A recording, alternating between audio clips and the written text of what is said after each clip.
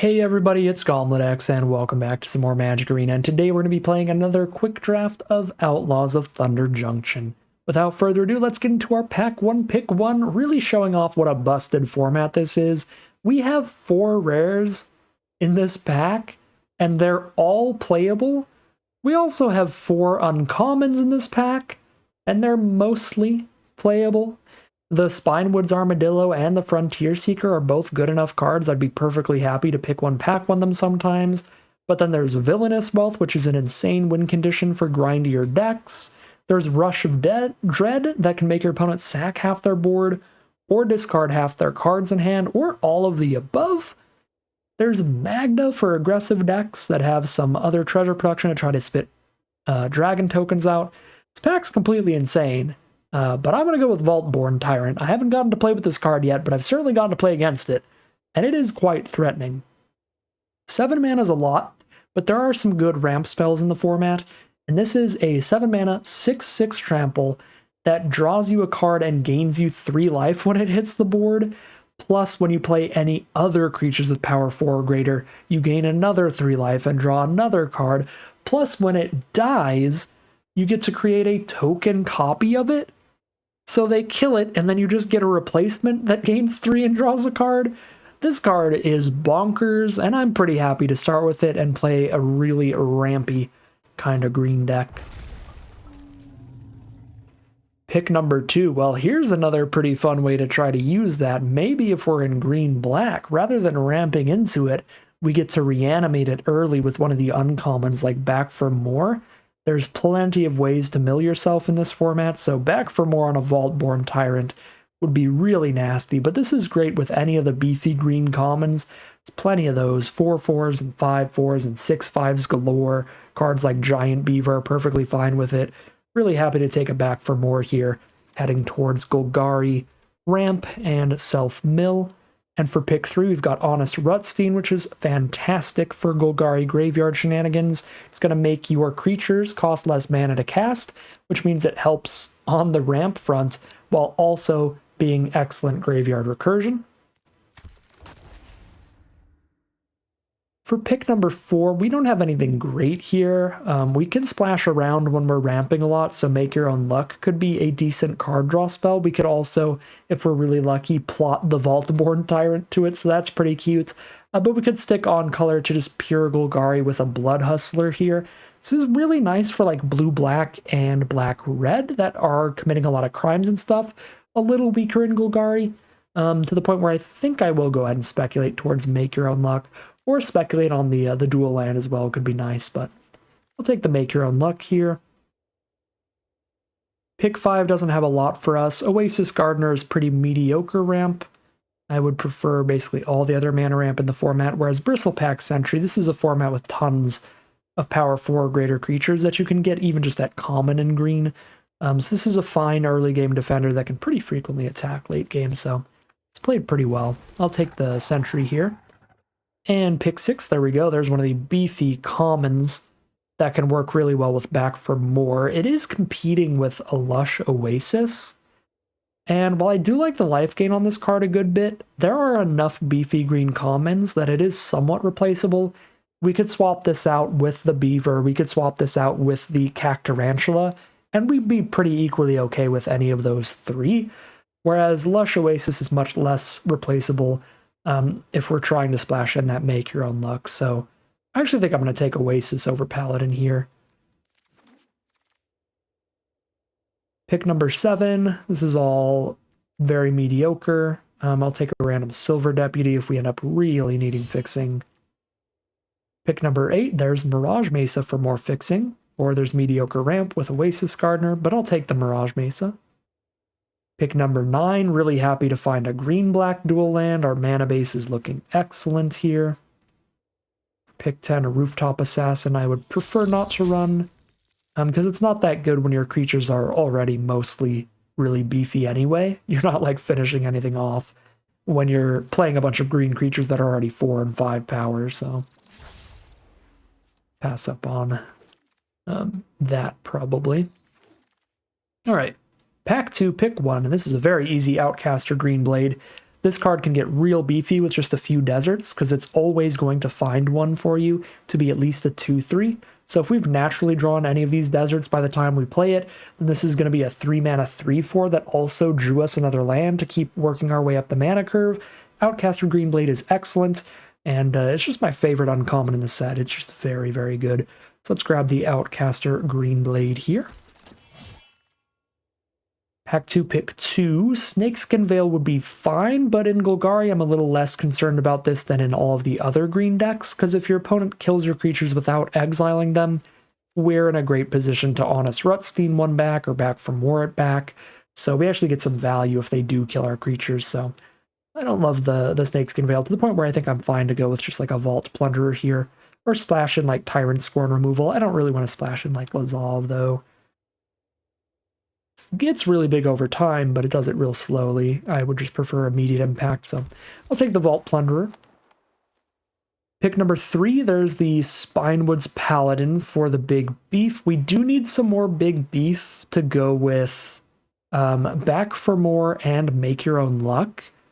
So I could see a little bit of an argument for taking this over the Mourner's Surprise. The other argument is that we do already have 2 pieces of Graveyard Recursion, both Rutstein and Back for More. So I think I'm going to get the beef over the Mourner's Surprise, but Mourner's Surprise is really good in this archetype too.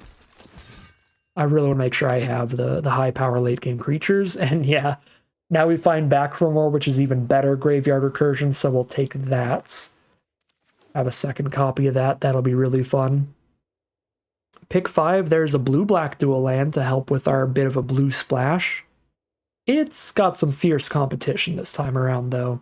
We have the Vault Plunderer, which can cycle and draw us another card and then trade off into an opposing threat. The Desperate Bloodseeker, though, looks really good for this deck, giving us some self-mill to maybe get that Vault-Born Tyrant into the grave for a Back for More to do the big combo there. Plus, we only have 1 2-mana creature right now and like no cheap interactions, so early cards to cast are at a premium right now. I'm going to take Bloodseeker over Soured Springs. I think my pick order is number 1, Bloodseeker, number 2, Soured Springs, number 3, Vault Plunderer, since we do have 3 really good 3-mana value plays now. Even though the Plunder is pretty good, it's not filling a hole that we have in our deck that we don't have other cards to replace yet. But the Bloodseeker certainly is. For pick number 6, another Bristlepack Sentry's a pretty filler 2-drop, but we could use more 2-drops to grind out the game. I don't love Heartless Pillage, this kind of deck. Yeah. I don't really love Heartless Pillage, end of sentence. It's fine. Now we've got Skullduggery as the only on-color card. Pick 8, Gigapede, perfectly fine. Good card to reanimate. With Honest Rutstein mostly, it's not so good with Back for More, but it could still be fine there. Could splash in a Repulse, that's a great bounce spell. But I kind of like just splashing for like a single card, like Make Your Own Luck here. We do get another Vault Plunderer anyway, pick 9, so pretty happy to have passed up the other one. We still get plenty. Now we do get a Lazav. I think I'm going to start that at the sideboard here, though. Pick 11, pretty mediocre. Pick 12, pretty mediocre. And so on for the rest of the pack. Let's see what we open up in pack number 3. No on-color rares. We are on 4 non-creature spells right now, so I'm kind of interested in some removal, like Clear Shot here, over just taking another creature. There's solid creatures to choose from, Cactarantula, Ambush Gigapede, and Rictus Robber, but I think we need some more non-creature action. Let's grab the removal spell and grab the Clear Shot. Pack 3, pick 2, get another Outcaster Greenblade. Let's go. This card is phenomenal, and I'm happy to take it over just a Gigapede, pretty much. But I guess, again, that Oasis Gardener's constantly here saying, hey, I can help get the 7 mana, but don't think it's necessary. Ooh, yeah, this pack's really good. We have Bloodseeker and Patient Naturalist, both of which are going to mill ourselves for all of our mill synergies, but the Naturalist can mill ourselves and try to hit a land, But the card I'm going to take here can mill ourselves every single turn. That's the Stubborn Burrow Fiend. So we can really load up the graveyard for our back for mores to just go wild. So I'm going to take the Burrow Fiend there. Pick number 4. Nothing. If I really want power 4 or greater creatures, we can take a Drover Grizzly to go with the sentries, and the card is fine. Feels better than Overzealous Muscle, Boneyard Desecrator, or Decisive Denial here, so I guess we take it. I could take a half off color Desert there too, since I do have double Green Blade. Pick 5. Don't really want a third Bristlepack Sentry. Don't really want a main deck of Tornado. Don't love Link Breaker in this deck, so it's a half off color Desert or a Blood Hustler. We're not super good at committing crimes in this deck, but I can still do the life drain thing. I guess I've got a couple deserts that commit a crime. I've got a Skullduggery, a Clear Shot, a couple Back for Mores. It's not like I'm never committing a crime.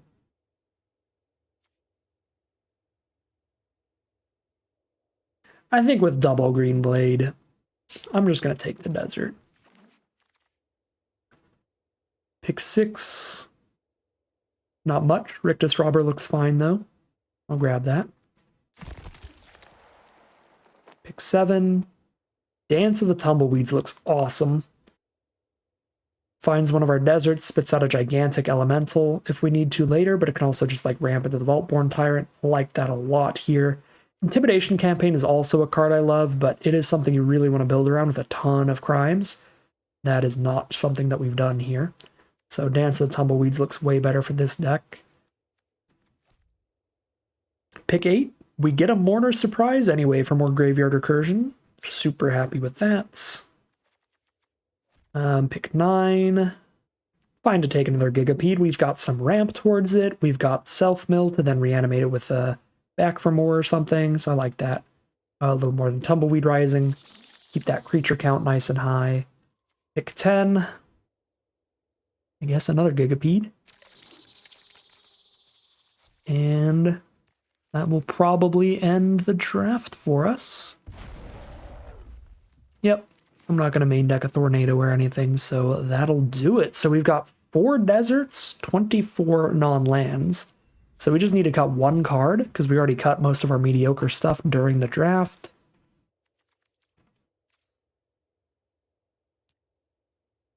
What is the last cut gonna be?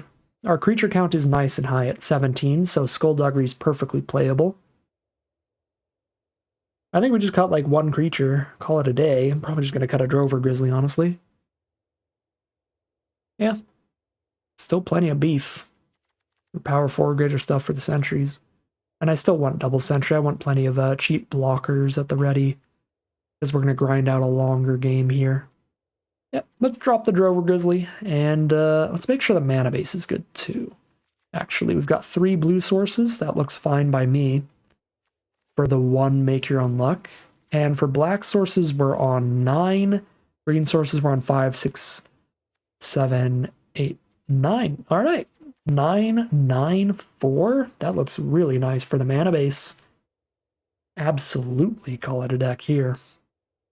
All right, here's the final look at today's deck list. We're on a green-black Graveyard Recursion and ramp kind of deck. So we have a couple ways to mill ourselves between a Desperate Bloodseeker and a Stubborn Burrow Fiend. I think that is about it, but if we do randomly manage to mill one of our really big cards like a Gigapede or a Vaultborn Tyrant, our Back for Mores could go pretty crazy there. But these are also just excellent value plays if we just trade stuff off throughout the game or have things die to removal. And when I said that we've got ramp stuff to get to all these 6 and 7 mana plays, that part is super true. We have double Outcaster Greenblade to help make sure we keep hitting our land drops every turn, and we have Dance of the Tumbleweeds to ramp up and actually jump up the mana curve. So some pretty solid stuff. There's great fixing as well with double Greenblade and Dance to make your own luck really consistently castable. If we're super lucky with this, we might get to plot a Vaultborn Tyrant to cast it for free. That would be hilarious. We just have a lot of miniature little combos like that if we're lucky, could pop off. and do some really nasty things. But even if we're not lucky, the deck looks really consistent with tons of 2-for-1 value plays like Plunderers and Green Blades and Honest Rutsteins, and it looks like it can really battle it out. So solid, consistent, and also potentially explosive deck today. Let's see how it all plays out for us as we head into the gameplay. All right, here we are for game 1. This hand could be a little awkward. We're a 2-lander with a 6 and 7 mana value card in the hand. All we're playing is a Bristlepack Sentry, which doesn't do anything proactively. We've got a Skullduggery. It's kind of cute with it. I mean, if I hit any mana, I'm at least plotting a Rictus Robber. This is a real risky one, though. 6 and a 7 drop in the opener. Very little action, no ramp. Okay, we'll take the mulligan. And this is slightly better, because we at least have the Green Blade towards the Vaultborn Tyrant. We can just ditch the Mourner's Surprise for now. Although I could also keep it to bring back the Green Blade and get another land. You know? Well, we're ditching one of the 2-drops for sure. We're not ditching a land with such a great win condition at 7 mana in the hand. This might be a little greedy, but I'm going to ditch the Sentry. Because we know Green Blade can hit the mana for Mourner's Surprise. Well, Arena just does absolute jokes sometimes. But that's actually beneficial for us. It is still funny, though. We put one on the bottom and then just draw it. Draw the other copy. They are on green-white, so they're probably somewhat aggressive. So, pretty happy with the Sentry here. And I've got 2 pieces of Graveyard Recursion as well. Mourner's Surprise and Honest Rutstein to keep bringing back the Green Blade and really making sure that we're hitting all of our land drops.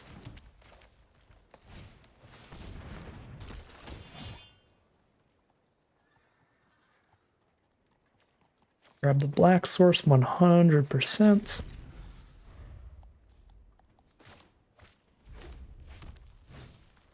Outlaws Merriments. I don't think we have anything in the deck that can kill that, so that is a horrific time.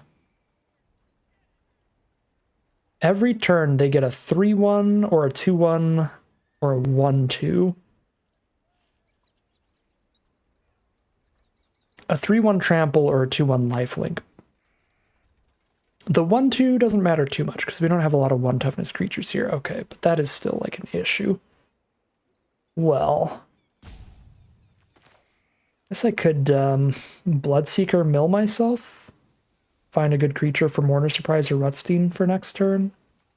Feels kind of okay.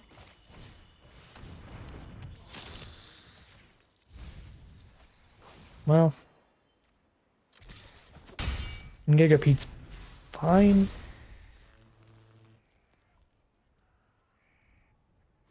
And make sure I have something to pick up, at the very least.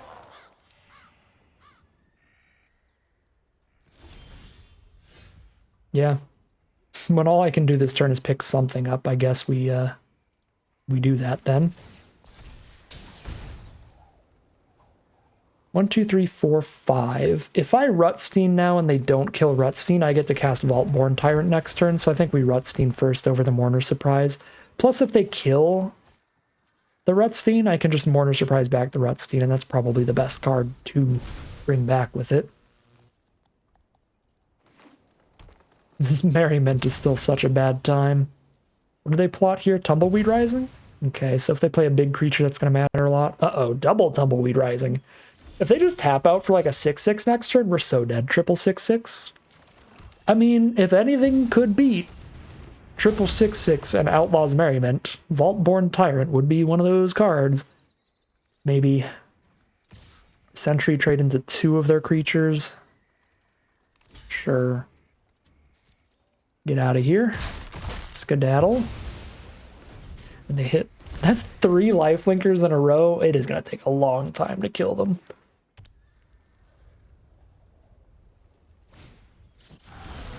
Alright, it's just a couple 2/2s. Okay. Okay, it's just a 2/2. They didn't play another one yet. I think with Mourner's Surprise in hand and this making a copy of itself when it dies, we absolutely attack with this thing. And they're just going to let it hit them for 6. That's fair. 1, 2, 3, 4, 5, 6, 7 mana. I need 5 for Gigapede, so I don't think I'm playing Rictus Robber right now. I'm just going to play a Gigapede, draw another Vaultborn Tyrant card, kill one of their 2/2s. Hi, Bonnie. Okay, well. Good lord. Yeah. Alright, we've been out-rared. Bonnie is even better than Vaultborn Tyrant. And they have a Merriment and a Bonnie. Instead of just a Bonnie, like I have just a Vaultborn Tyrant. Oh boy. Oh boy.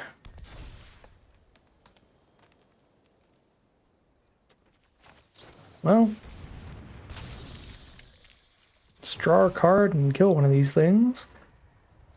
I'm gonna kill a lifelinker, give them less life gain. Another green blade. Looks pretty fine. Just lifelinker for lifelinker. Get that all out of here.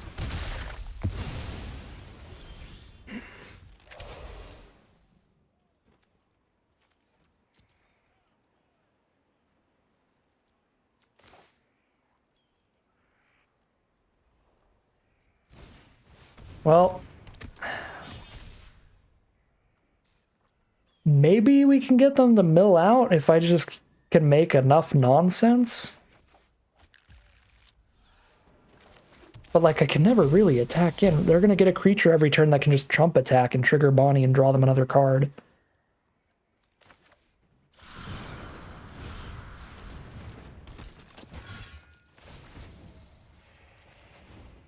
There's a back for more. That's kind of a big deal. You're not big enough against the 9/9. Malcolm. That's a flyer. I don't have any reach right now. Yeah, so I'm going to have to back for more to kill Malcolm. Investigates every turn as well. Yeah, every time they sack or they cast their second spell. I guess on the plus side, Malcolm mills them more. Draws them more cards.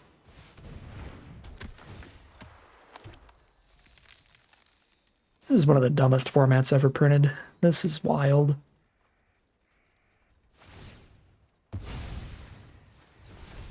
Oh my god, I can't imagine how this is going to be when the alchemy drafts start up next week. This is probably going to just get so stupid.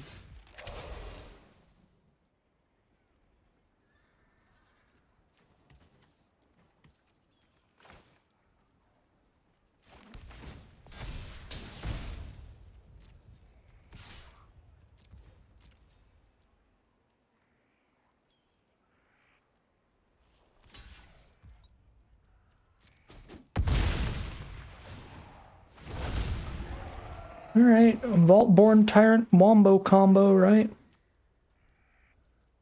I guess the next Tyrant is a token, so it doesn't replace itself when it dies. I can also just pick up the first one right now. Oh no, it's not a token. This doesn't make a token copy. It brings back the original. Okay, cool. I don't know why I thought the other way. Alright, whatever. Either way, we're just getting rid of the flyer, right? Am I? I mean, I've got more than enough life gain. I don't have to. I can get rid of Bonnie or the Elemental. Then I have 2 token Vaultborn Tyrants. I'm going to mill myself out.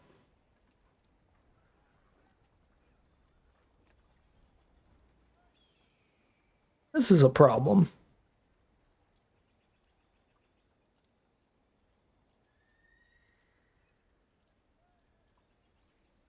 I'm going to kill Bonnie. Get a token Vaultborn Tyrant. Yeah, it's not a May ability. I am straight up milling myself out this game. 100%. Oh my god. Well, that's some kind of moral victory or something. I guess.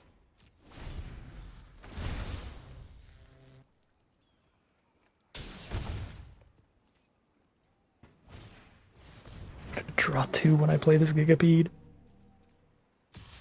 Oh boy.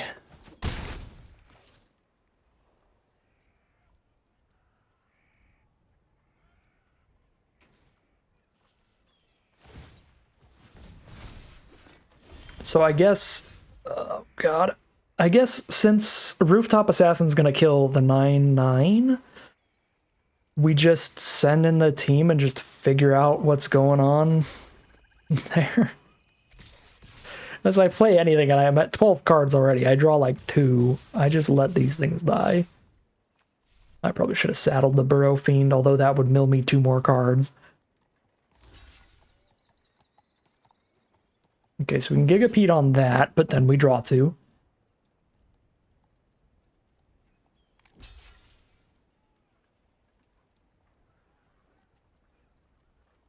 We want to Rooftop Assassin Bow, ideally. Maybe they just don't block with Bow. Life totals are getting very weighted in our favor here. So, I mean, as long as I don't mill out, like, things are looking up.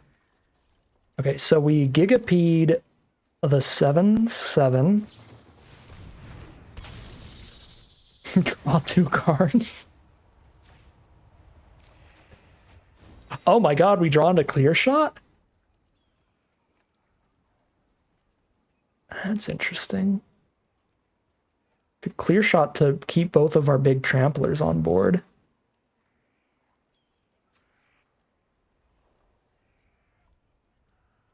Yeah.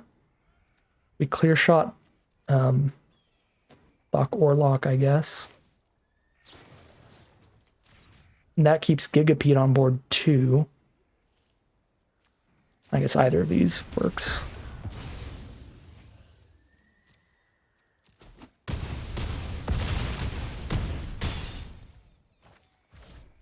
Maybe there was some way to find lethal there, and I'm just dumb. But this looks super winnable now.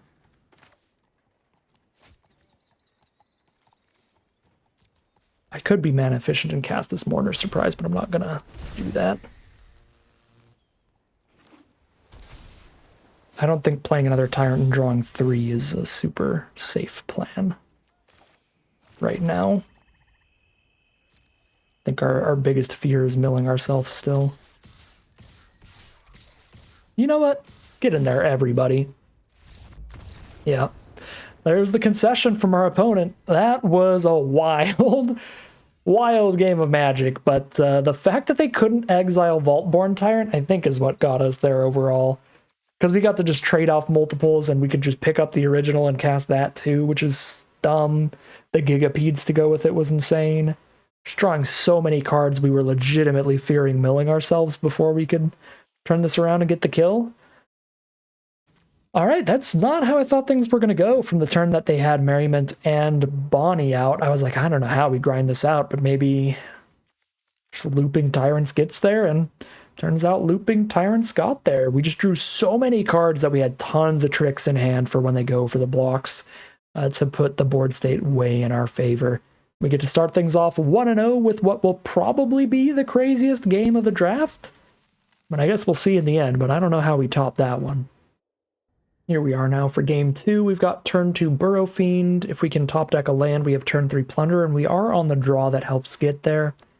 We've got the Dance the Tumbleweeds to ramp up into double Gigapede. Looks pretty good. And there we go. Now we know that we have turn 2 Burrow Fiend, turn 3 Plunderer.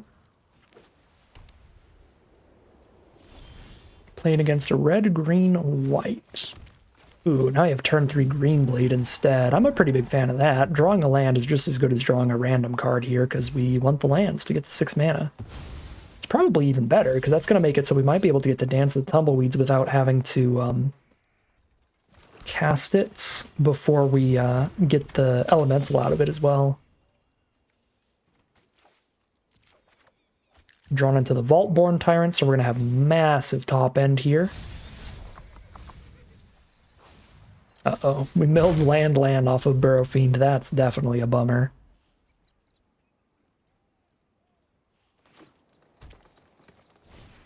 So map the frontier. Our opponent's just really ramping up, so they're just going to play like a 6-6 or 7-7 and a tumbleweed rising alongside it.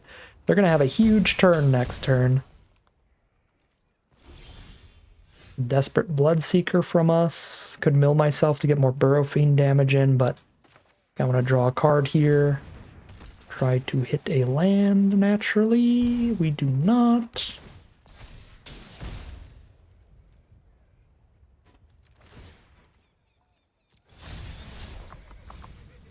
Did hit a creature here to hit for 6.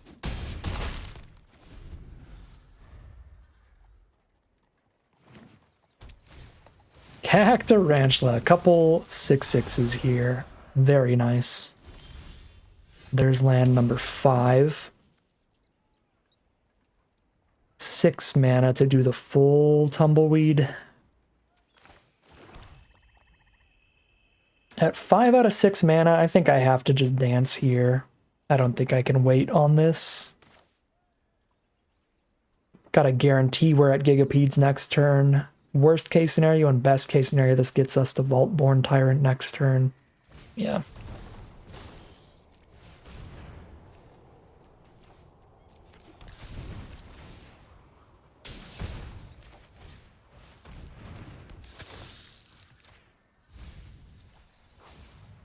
Two creatures in grave. 4/4. We need 2 more to get this to attack in. I can keep milling. It hit the back for more. That's really awkward.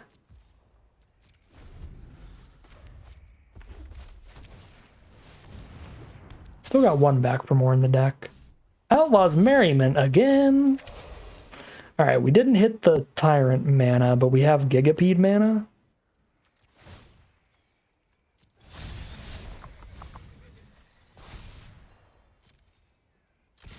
Send in everybody. Get in for 3, kill one of the creatures here. Unless they've got their own trick. We'll see. Alright, kill one of their creatures, put them to 7. So we find 1 trade there and get a 6/2 down for attacks. 2 cards in hand here. Form a posse. Alright, chump blocks galore it is. Send in Lifelinker to gain 2. Yeah, you got me there. Gigapede does not block that well. Skullduggery. Got a Skullduggery and a Gigapede. A Skullduggery or a Gigapede.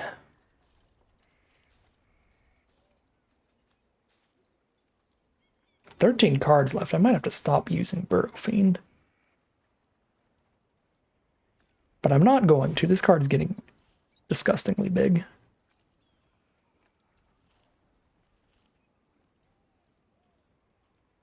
I think I want creatures that are better against 1/1s rather than better against 6/5s now. No, it's just a 6/6. Still good enough.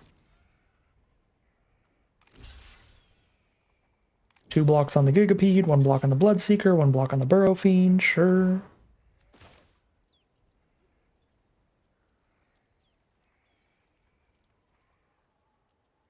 Think we want to play another Gigapede over anybody else?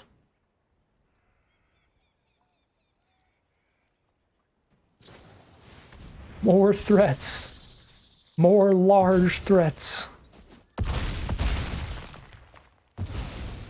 Get out there, everybody. Do still have 1 more back for more in the deck.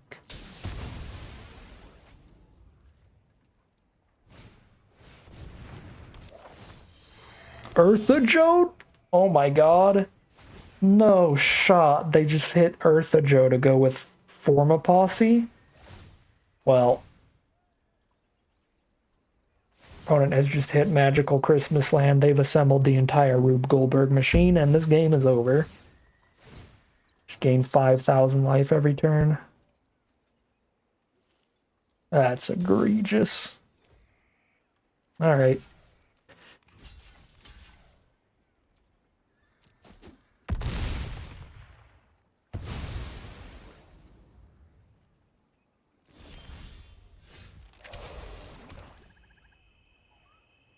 Well, now we have Vault-Born Tyrant mana.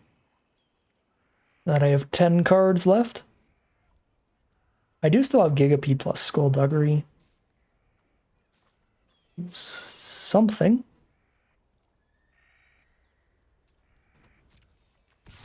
I guess that feels slightly better than just Vault-Born Tyrant. And they're over it. They're not playing into any tricks at this point. Alright. Well, there's Vault-Born Tyrant then.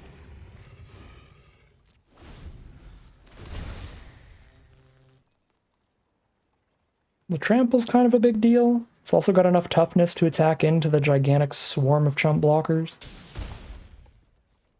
Alright, at least they didn't hit a lifelinker off the Merriment. If they keep missing the lifelinker, we've got a tiny chance here, but it is tiny. Trade because this replaces itself.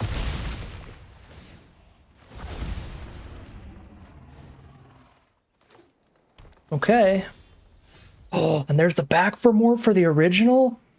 Oh my god, okay. When I said tiny chance, I meant massive chance. The biggest fear is once again self-mill.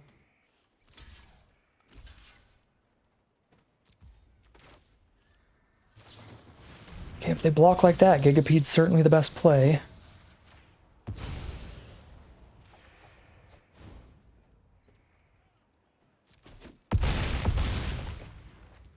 I could actually Skullduggery back for more. That would have been pretty good too.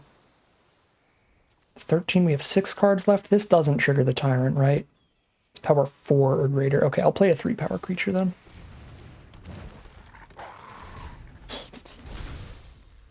That's not a lifelinker. Those don't lifelink. Got a 6/2 to trade into anything they send in. And probably just trade with the Burrow Fiend because I'm never milling myself again. Oh, trample. I'm at 24 though. Vault-Born Tyrant has gained us some life here.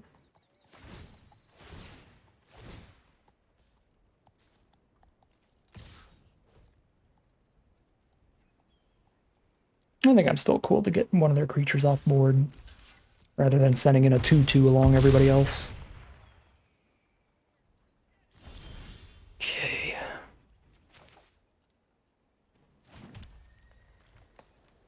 Back for more. A Gigapede is hilarious. Keep doing our thing. 5 cards left.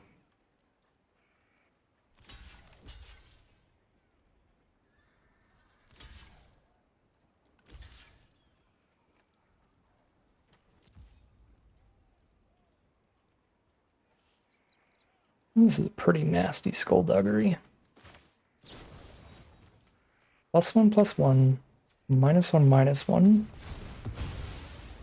And then we can Gigapede the Prickly Pear and kill a 1/1/2.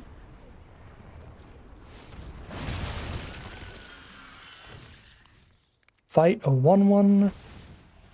Kill a Prickly Pear. I don't even know what I'm doing here. I'm sure there's better plays. There's so many options. It's ridiculous. So many great options, I should say.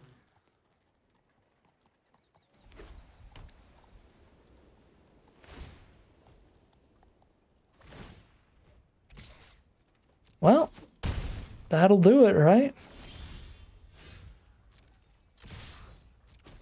That'll do it. That's twice now. I was certain we're dead because our opponent's got some really nice things going together, but this graveyard recursion with all these crazy edge of the battlefield effects are wild. Especially with the Vault-Born Tyrant. The fact that this trades off and replaces itself is so dumb. But then when we get to graveyard recursion Gigapedes and draw a card every time we're doing that, we're just grinding out some wild, wild games. Grinding through some sick combos of 7 mercenaries with a lifelinking token and stuff like that. We were really lucky they did not hit a lifelinker again. That would have made things even harder. But yeah, I mean, the graveyard recursion has been insane with this deck. And that's 2-0. I thought it couldn't get crazier. But that game was also pretty crazy. Eartha Joe, Form a Posse, Outlaw Merriment. It is a pretty nasty 3-card combo. And we still fight our way through it, because Vaultborn Tyrant's even nastier. Okay, here we are for game 3. We got the back for more already, so Bloodseeker targeting ourselves could find some sweet stuff.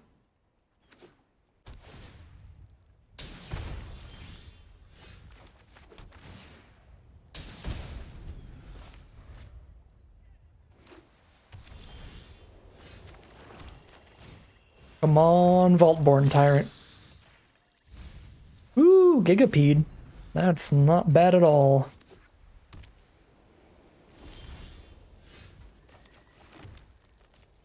Let's gain a couple life off the swing. Drop a Vault Plunderer.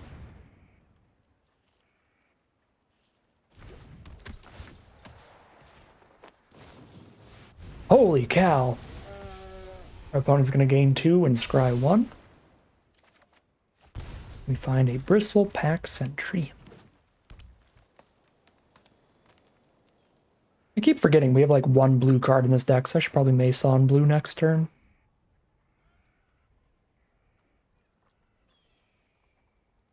If we don't hit a 2-drop, if we do, we'll play both of our 2-drops.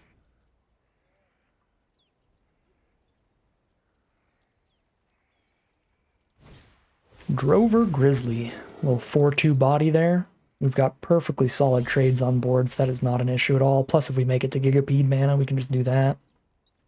All right. Get in there, Dream Team.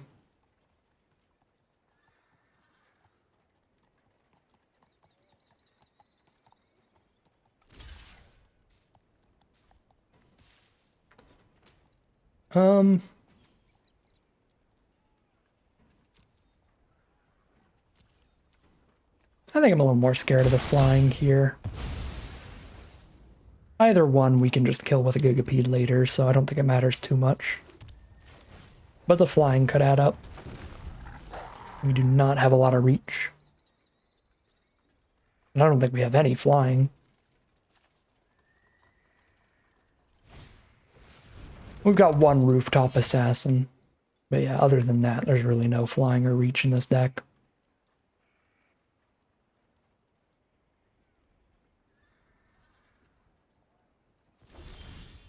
Alright. I've got more than enough mana to hold off on this Dance of the Tumbleweeds for the nice 2-for-1 later. They're down to 13. Just playing it out nice and slow, but it's playing out pretty well in our favor. I don't think I can resist playing Gigapede over Dance of the Tumbleweeds next turn when they have like multiple juicy little 2-toughness targets there just staring at me. Gigapede's so excited it's ready to get out there. Oh my god, we hit the Vaultborn Tyrant. So I'm just going to get it out there. And I'm going to do it right now so we have an attack with Bristlepack Sentry as well. Boom, they are down to 7.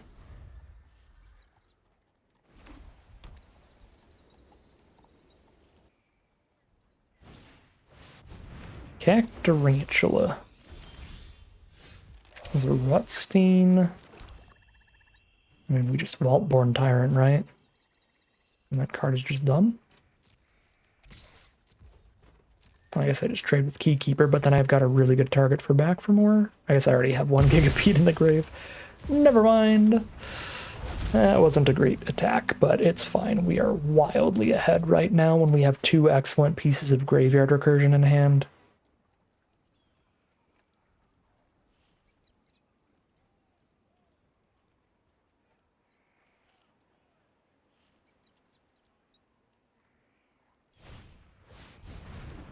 Oh my god, they actually have the exile for the Vaultborn Tyrant? That's a pretty big deal.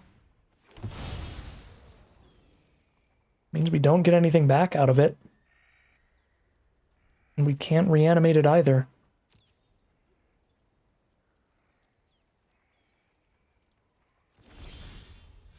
Okay.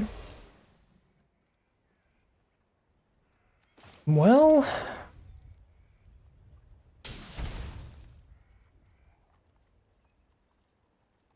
Guess I can just Gigapede to finish off a Cactarantula here.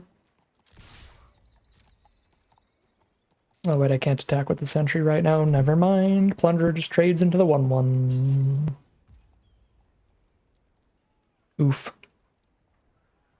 Well, like it's that out of the way. This has been a loose game of Magic. If we lose this one, we deserved it. Because we are just so monumentally ahead right now. But I am just picking the loosest line every turn. Not the loosest line, but certainly not picking the best line every turn. We could technically play even worse. We could, you know, back for more, Gigapede our own creature or something, somehow. No, Gigapede doesn't even let us target our own creature. But I could just, like, Rutstein back a 2/2 for some reason. There are technically worse plays if you're specifically trying to play worse, but I think that's about it.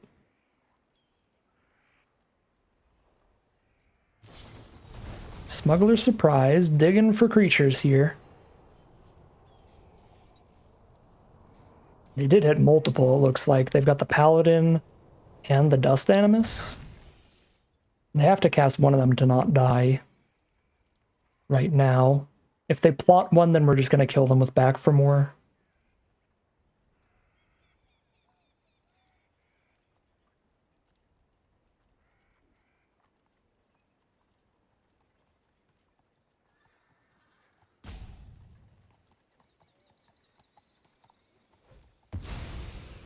That's plotting. They have 2 mana up. I guess if they have Take Up the Shield for life gain and Indestructible on the Cactarantula, they can still live. Throw from the Saddle is not Take Up the Shield, so back for more will be lethal. And there's the second copy. As bad as I've been playing, as bad as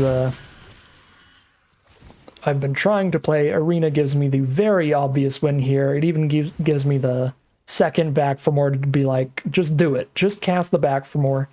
Stop being dumb. Finish the game. Okay, Arena.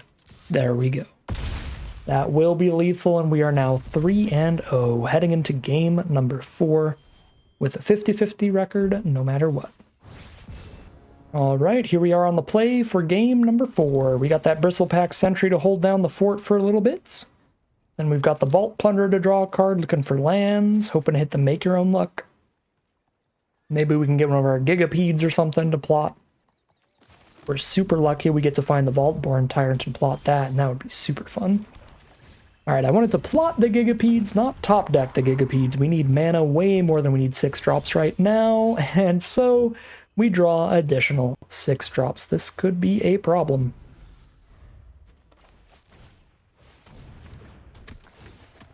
There's Discerning Peddler from our opponent, discarding a land to draw a card. Playing a tap land. Okay, this is an issue. And we now have 15 lands out of the 30 cards. 15 lands, a Dance of the Tumbleweeds, and 2 Outcaster Greenblades. So there's 7 cards that we could hit for mana once we have 3 or more. So there's still 16 lands left out of 29 at this point, basically. So our odds are pretty great here. Yeah, there we go. There's a land.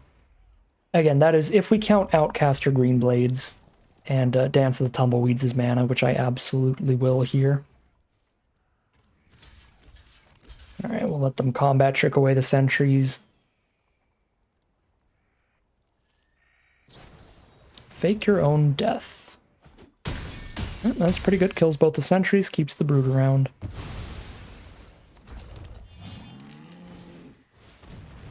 Ooh, another one? Uh-oh. Well, fortunately top decked another 6-drop, another Gigapede, so guess we have to just Mourner Surprise a Sentry for more blocks.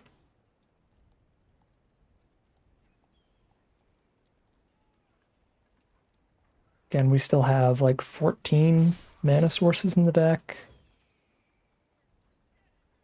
Still on some solid coin flips. Probably have more tricks though. Or at least cheap burn. Yep.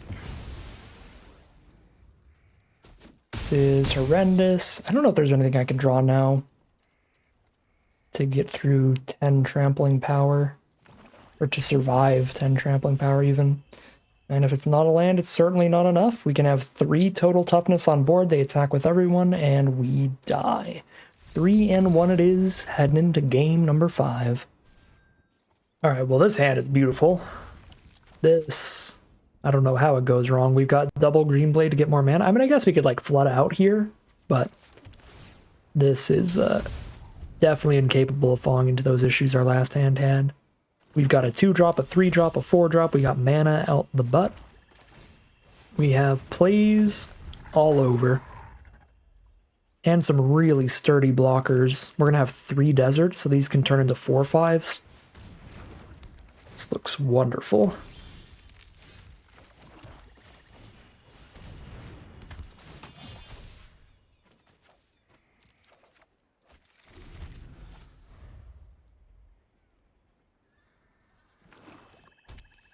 Mono black so far from our opponent, so they're stuck off their next color. But they've got a treasure token off the gold pan at least, and they're drawing off a Vault Plunder to dig. Alright. Send in a 3/4 against the 3/1. They are down to 14.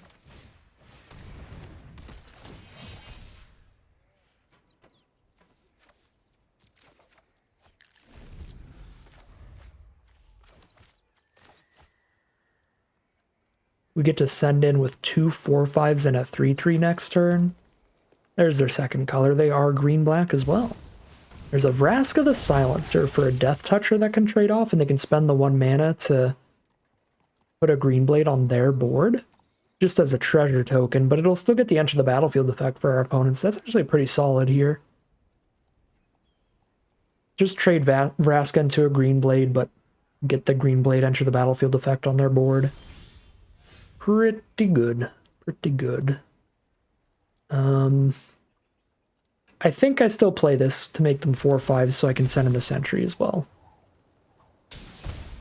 There's definitely an argument for playing an untapped land so that we can just hard cast the Paladin and get rid of its summoning sickness. But I like getting the extra damage in here. 4 instead of 3 this turn. Plus we get the ping off. And I guess Paladin would also make the Sentry be able to attack. But the green blades would be sending in for a little less. It's a tiny bit more damage this turn. I guess it is considerably less damage next turn. Yeah, no, that's probably wrong. Since the Paladin gets the Sentry attacking as well, I probably should have done that the other way around. And just let the green blades be 3/4s for now.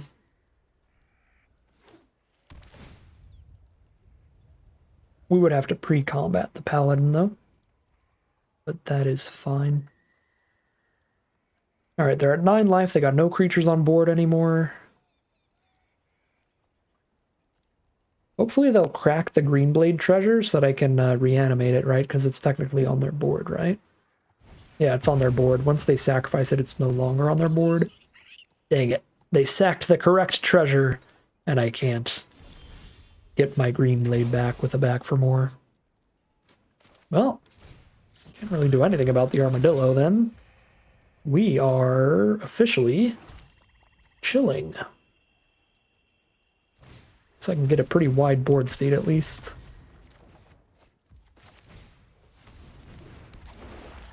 Yeah, I mean, this armadillo would have been a nasty roadblock regardless.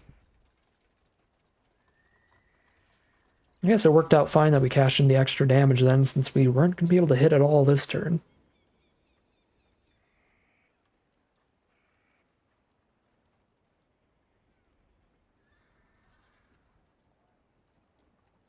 Although I guess I would have had a green blade and a paladin, neither of which would be summoning 6, so I could like send both in and then Rutstein whichever one died back to replay it.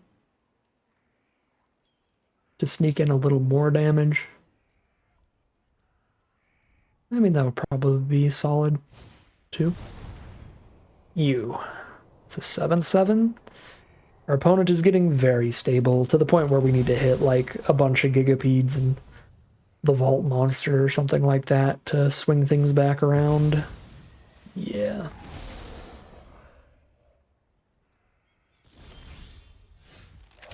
Basic lands are none of the cards I mentioned, so we cannot do anything here.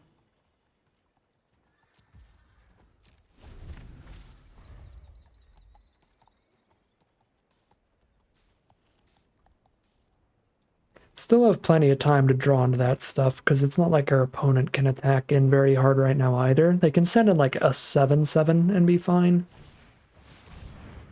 If they got buried in the garden, they can probably send in 2 creatures and still be okay.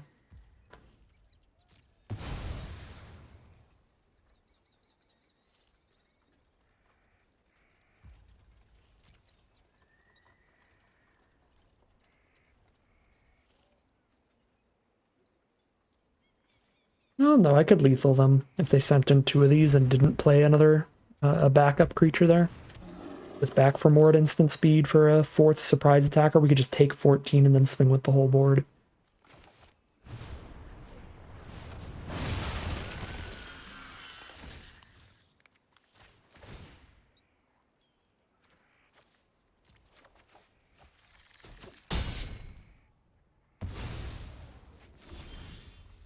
There we go. That is a good draw. 1, 2, 3, 4, 5 mana for Gigapede. It's 3 mana for Armadillo's Ward. So I send in 2 green blades. One dies for nothing and the other dies to kill 1 7/7 token. Okay, that's actually not that good. I lied.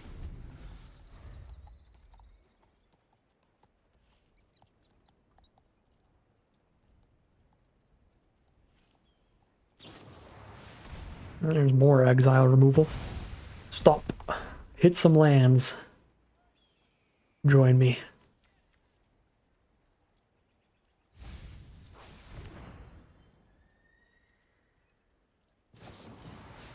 Wow. Opponent vehemently disagrees with me. They're like, no, I will not. I will hit all removal.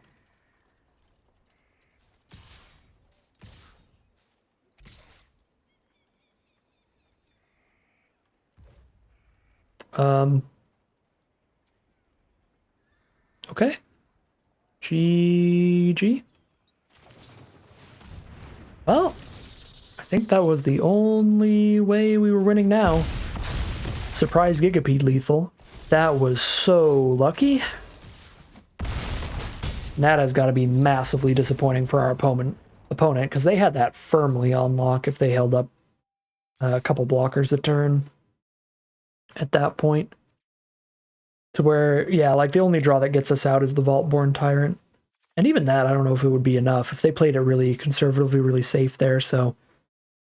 Okay, I guess it was just a net upside. They had double removal there because it got them real excited to swing with the whole board, leave no blockers up, and flash in a 6-power creature can kill people out of nowhere. The extra value of Gigapede being that nobody really expects another 6 damage out of nowhere.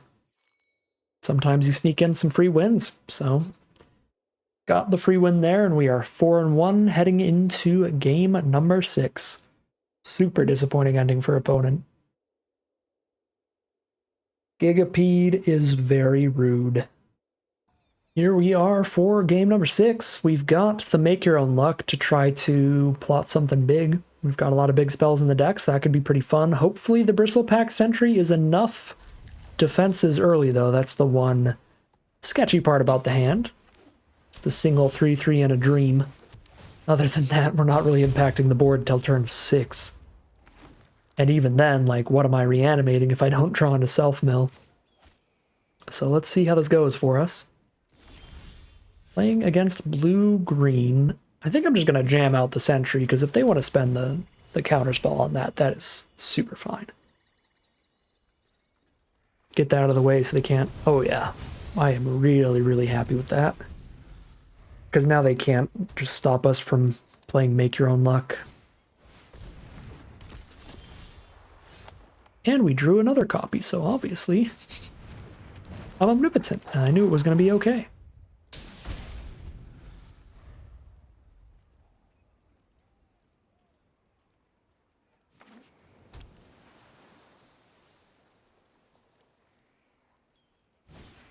Giant beaver. Hello, friend. At least we stopped the brigand damage for a turn. It's unblockable every time they commit a crime. But if they commit a crime, it's probably because they're killing the sentry anyway. So that would mean the brigand gets in either way. Beast Bond Outcaster. Well, that's great with a 4-power creature on board, the giant beaver. So our opponent's getting some great card advantage rolling on in. We are going to take a considerable amount of damage before we do anything to affect this board. Yeah, this is a problem. This is probably too slow. Make Your Own Luck in the back for more the next couple turns. Probably, unless we hit something great off this Make Your Own Luck. Well, we have a dream. I get to drop a Vaultborn Tyrant for free and hold up Giga Peter back for more. And that's basically as good as it had to be for us to have a chance here. Because we're taking like 8 damage this turn, going to 8 life. So, here we are. I do feel like we have a chance then. Even against another gigantic trampler. I mean, maybe not. Maybe I'm just not doing the math and we're actually dead, but I think we have a chance.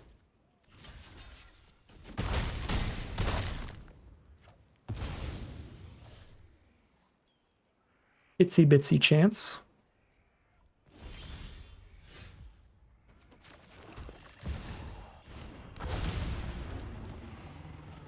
Because, I mean, I gain another 3 and draw another card and block 2 of their creatures and stop 2 extra damage. Unless they top decked another Phantom Interference. Or if they have exile removal, but that would be really weird from green-blue. They could have bounce. That's true. If they can just bounce this with their blue mana, we're probably still pretty dead. I get to Gigapede in response to gain the life, draw the card, stop a couple damage. So I'd be at 14 with a single blocker. Doesn't look like a bounce spell to me. Okay.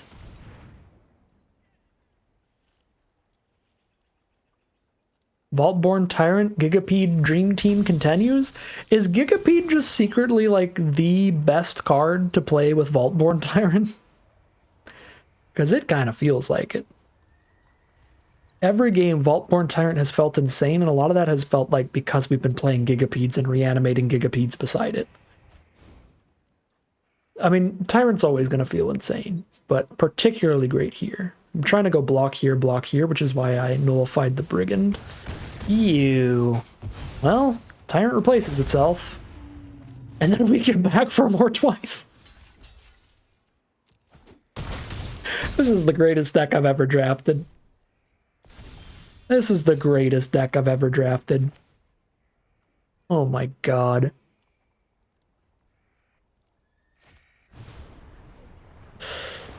I'm gonna wait.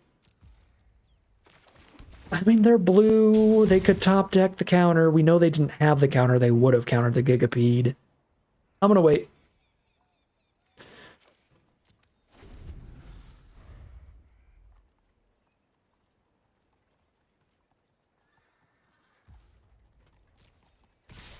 Oh. Oh. Please. Oh my god. Yeah. Yeah. That's accurate. That's the only correct play from our opponent at that point. So we were about to have Vaultborn Tyrant draw us 2 cards off of the 2 triggers, then kill the Outcaster. Then this Tyrant blocks this Brigand and kills that. This Tyrant blocks this Paladin and trades, which then gives me a replacement token Tyrant, and I draw another 2 more cards. In that whole process, I will have gained 6 life off of the first Tyrant, 6 life off of the replacement Tyrant. Oh my god. We were going to be on draw 4, gain 12, wipe their entire board, have 2 6/6s still. I don't think I should have done that, because just main phasing the back for more would have been more than enough to put us in a winning position there. But I just couldn't resist being rude, and now I feel slightly bad, but mostly that was fun, so I'll do it again. We're 5-1, heading into game number 7. This is a snap keep due to the Outcaster Greenblade. Okay. Turn 1 Forsaken Miner's kind of scary, but I'll have a 2/3 to block it forever. I'm going to need multiple black sources, so I'm going to get the Mirage Mace out of the way here. We can Greenblade into a green-black source, but we'll still need another for these Gigapedes. Uh-oh. 1 mana 2/2 into 2 mana 3/1. That can very much just get me killed immediately. Hopefully Greenblade as a 3/4 blocker sticks around and helps us survive. But we're already down to 13. That is no turn 3 play from our opponent, which leads me to believe it could be removal at instant speed, in which case Vault Plunderer is slightly better. This is the wrong play if they have just nothing in their hand, but if they are holding up instant speed, removal Plunderer is better. Okay, they had nothing in hand, so I should have just Greenbladed. Snap trade anyway. Sure, they can bring the miner back, but this stops its damage next turn no matter what, even if it does immediately get recurred.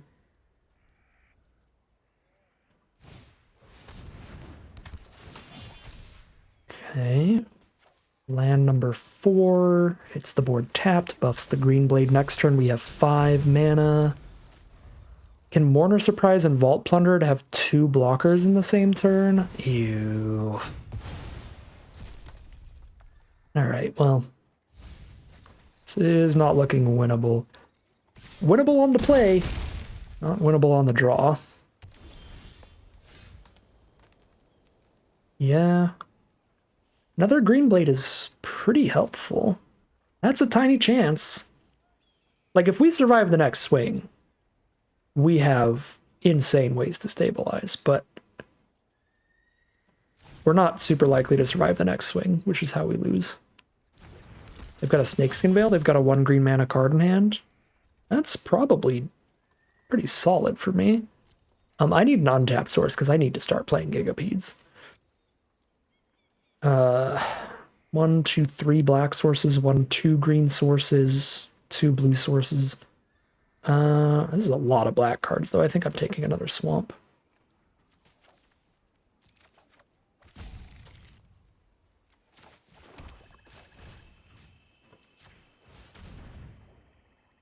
Alright, so one of their cards is Snakeskin Veil, which is good, because that doesn't matter very much. I guess unless there's another 1 green mana card I'm not thinking of. That makes it a tiny bit less likely that they just removal spell and kill us. Any removal spell kills us here. But they already cast 2, right?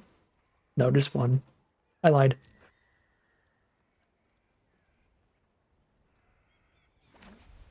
Okay, there's a land.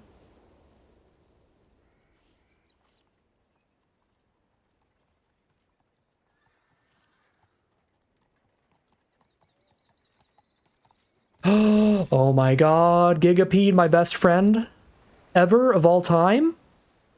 Are we gonna do it? Gigapede squad? Reunite?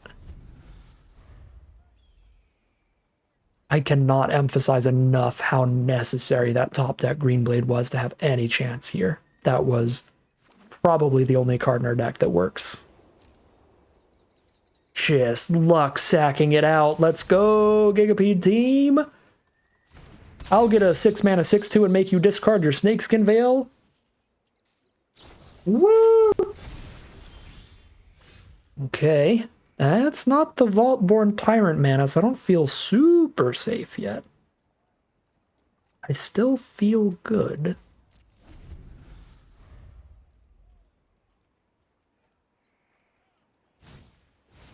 Beastbond Outcaster. They have a 4-power creature. Let's say no to the 4-power creature if we can. So they don't draw the card.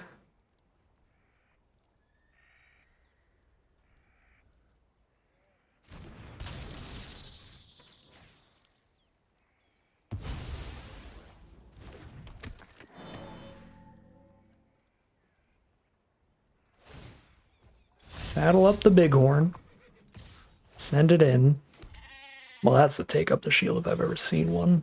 But whatever, I guess you get to kill my Green Blade. Oh, it's deserts too. Okay, never mind. That is some kind of trick.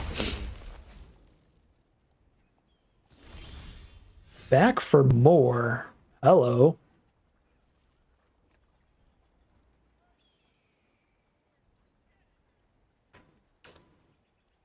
Do that before you top deck something? I feel like I do that before you top deck something.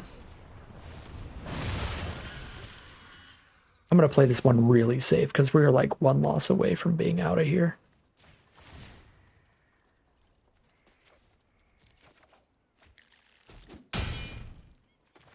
Keep them off of Snakeskin Veil. Alright, and now we're at Vaultborn Tyrant mana, so we just win because we get to gain all the life to not die to any kind of life drain. Ka-ching. And there we go. 4 power does not kill 6 toughness, so we just keep sending in with Green Blade, holding up like 4 blockers. They need to top deck some kind of incredible bomb to turn this around. And there's the concession from our opponent. By a razor's edge, we managed to stabilize there. I think probably would have just crushed on the play. On the draw, though, we needed to get really lucky, and we did, hitting that Green Blade at the perfect time to be the beefy blocker with a 1/1 mercenary alongside it, thanks to the Mourner Surprise. And it being a beefy blocker that also worked our way up the mana curve was so important there. That was a very, very hard-fought game of Magic, but also a very, very lucky game of Magic. And we are now 6-1. We are a single win away from a full 7-win trophy run with this really nasty Golgari Graveyard deck. So here we are heading into the final boss with 2 rounds in the chamber to leave with maximum prizes. All right, here we are for what could be the final battle. We've got the early Burrow Fiend. We have the Mourner Surprise to reanimate it if we need to. Clear shot for cheap removal, and we know how we're trying to win this game. We got that Vaultborn Tyrant at the top end of the curve. If they counter the Burrow Fiend, we can Mourner Surprise it, but they didn't have the 2-mana counterspell here. Outcaster Greenblade. Well, that's a beautiful draw, because we're trying to get all the way up to 7 mana, and Greenblade helps do that. I don't get to saddle up this turn, though. That's a little sad. Too small to saddle.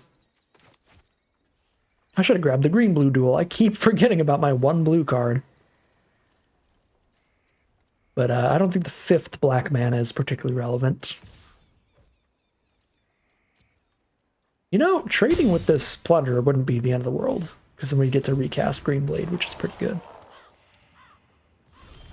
Okay, they've got 1 mana up. I'm going to clear shot here. If they Skullduggery with that 1 mana, they actually completely counter the clear shot, so maybe I don't. Maybe I saddle the Burrow Fiend and then clear shot so that a Skullduggery won't counter. Yeah, they have something for 1 black mana, which is probably Skullduggery. +1/+1 to one of their creatures, -1/-1 to one of mine. Okay, Clear Shot gets around that. If they have Corrupted Conviction to sack the Gardener and draw 2, that's fine, as long as I kill the Mana Dork still. But now, let's see. They have a 2/2, we have a 4/4. They make the 2/2 a 3/3. They make the 4/4 a 3/3. We still kill through a Skullduggery. So yeah, we'll do that.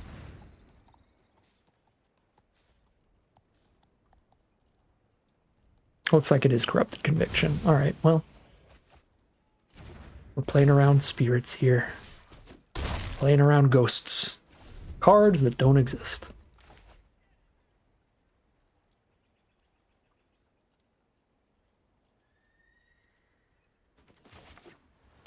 This game stays pretty chill. To where I have time to just not Mourner Surprise till I play Vaultborn Tyrant. I'm gonna do that. But I don't know if I have time, because now they have a 3/5. And I still need to wait 2 more turns without doing anything. Well, that was not anything that's relevant to pick up with Mourner Surprise. I could pick up Gigapede. It's not going to do anything about the Sphinx. I guess it'll kill Plunderer for free, and it gives me something to play next turn. Yeah. Suppose I probably should. That gives me a play this turn and a play next turn. When we are flooding out.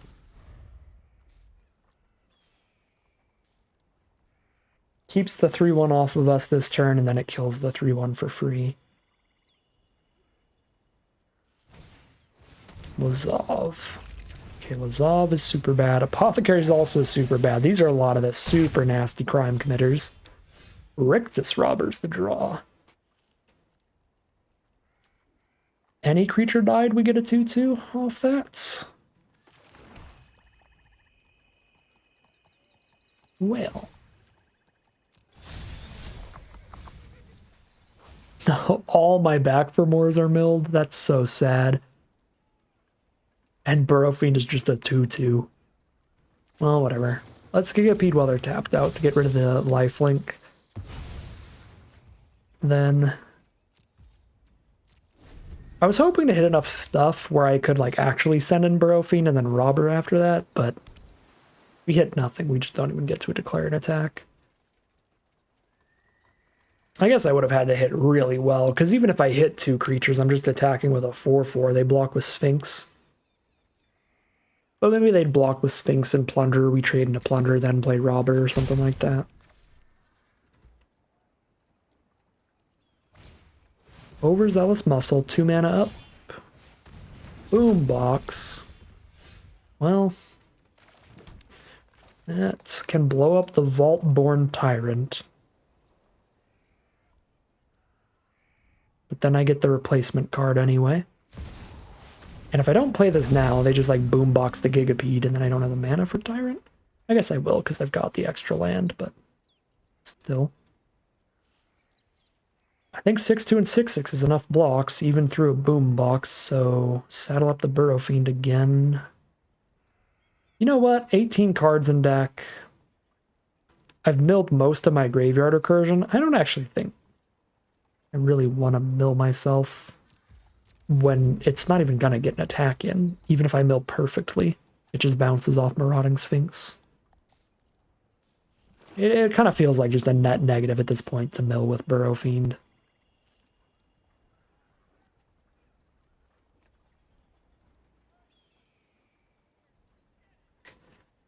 Well, let's hope, fingers crossed, this can be another one of those games where it is looking like it's not in our favor at all, but then Vaultborn Tyrant is just really stupid with all the Gigapedes. I want to say I don't feel great about our position, but we have Tyrant on board with Gigapedes in hand, and like that has just been consistently devastating.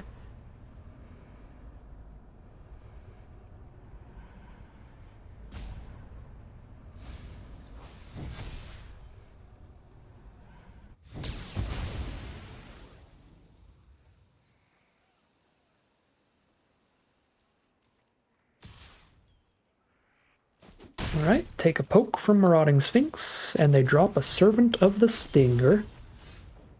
So I send in a Vaultborn Tyrant with Gigapede back up to ruin that block. No blocks at all. So we just hit for 6, and we're happy with that too. I can Rutstein and have 4 mana up, which isn't enough for Gigapede anymore.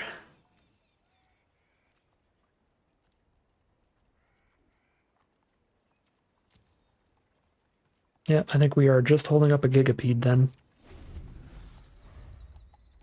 Our opponent's playing off the top, but they're surveilling pretty consistently. Deserts do the token. All right. Sure. Surprised they don't kill Greenblade. I guess they're scared of me buffing the trample every turn. Exile a Gigapede from my grave? Yeah, they did. So that's a big Lasolve on the attacks. 8-4. Sure. I can just trade my own Gigapede and get Lasolve out of here, which is fine. But they don't know about my Gigapede. Surprise! Ruin your attacks and then kill you. Probably what happens, right? They have committed a crime. So I kind of want to make sure Servant can't deal combat damage to me. So we say Servant can't deal combat damage to me. And then get rid of Lasolve. Get rid of Plunderer. Take 8.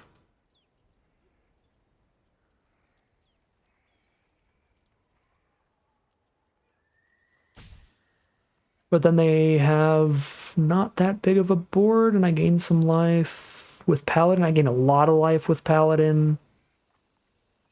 I think this is fine. I don't think I can find lethal through the Marauding Sphinx, actually. So we don't, like, try to block in a way that kills them on the next attack, like I was hoping with my bold statement there. Yeah, no, I mean, that's the best we can do, I think. Just gain 1,000,000 this turn to be safe. Well, Burrowfiend can force a chump, actually. If we mill anything, basically, we're at 15. I mean, I don't want to mill out, but I really want to guarantee that Burrowfiend is big enough here. Come on, 1 creature. There we go. There's 1 creature. Perfect. So they have to lose Marauding Sphinx.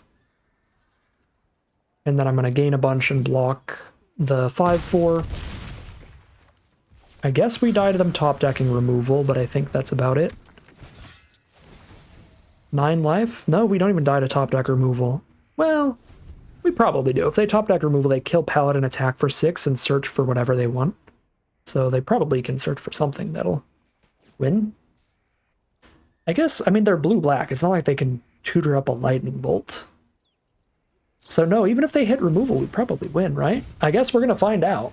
They search for anything in their deck, but it has to be good enough to deal 3 to me, which is probably not possible. It has to do that or survive next turn, which is also difficult. We have a 6/6 Trampler, a lethal Burrowfiend, and a 2/2. Yeah, they need something very, very good to find here. Even like an insane bomb like Gisa is not going to do it, even if they had the mana up for Gisa.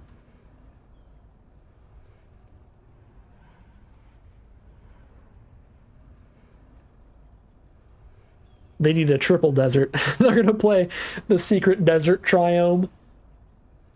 It's the mixture of New Capenna and Outlaws of Thunder Junction. It's a 3-mana, 3-color desert that pings for 3 when it hits the board. All right, they found their card.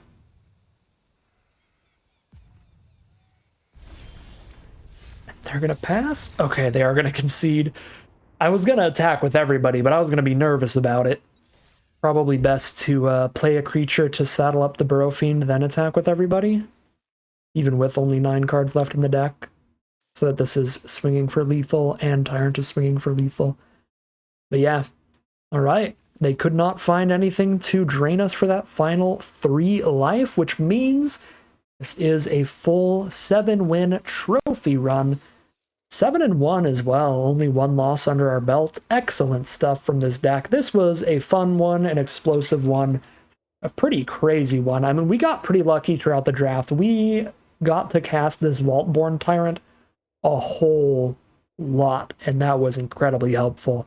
I think we had very few games where we didn't have Vault-Born Tyrant at some point, especially like very few wins where we didn't have Vault-Born Tyrant. So yeah, we really just drafted a pretty sweet deck, but we also drew quite well. I loved the Tyrant Gigapede back for more nonsense we had going on, and that is something I was definitely drafting towards, so happy to see that all come to fruition really well. Pretty filler stuff early on the curve. I really didn't like how the sentries played out that much. I think like a couple more Bloodseekers would have been excellent over the sentries, but you know, those are pretty filler. The Rooftop Assassins didn't really do anything either. Skullduggery didn't do much. You know, there's a few filler cards in here, but we definitely make up for it with our one just extreme mega level bomb rare. Especially like if you draw that bomb rare over and over again, it's gonna make up for any downsides of your deck. But again, there's plenty of great things going on with the deck without the Vault-Born Tyrant. The double green blades and the Vault Plunder and the graveyard recursion spells like Rutstein and Mourner Surprise were still consistently great value throughout those games, grinding them out to help us get to the high mana costs and make it towards the Vault-Born Tyrant. Case in point was that game I really thought we were going to lose, but then we hit a green blade so I could both cast a green blade and a Mourner Surprise in the same turn for blocks, and hit another land to work our way up the curve. That was just incredible stuff there to keep us around long enough and hit the mana to get up to the Vault-Born Tyrant and the Gigapedes and all that. So really, really great stuff from the deck. Another trophy run, 7-1 today for the maximum prize out of 950 gems and 2 packs. But that is going to end today's video. As always, I'd like to thank my patrons and YouTube members for their support, as well as you for watching the video. If you enjoyed this video and are interested in seeing more, you can always like, comment, and subscribe to tell the YouTube algorithm to send you some more in your recommended feed. If you'd like to catch me live, you can check out the Twitch channel in the link in the description below. And if you'd like to support the channel directly, you can check out the Patreon link in the description below. But other than that, as always, thank you very much for watching, and I'll see you again soon for some more Magic Arena.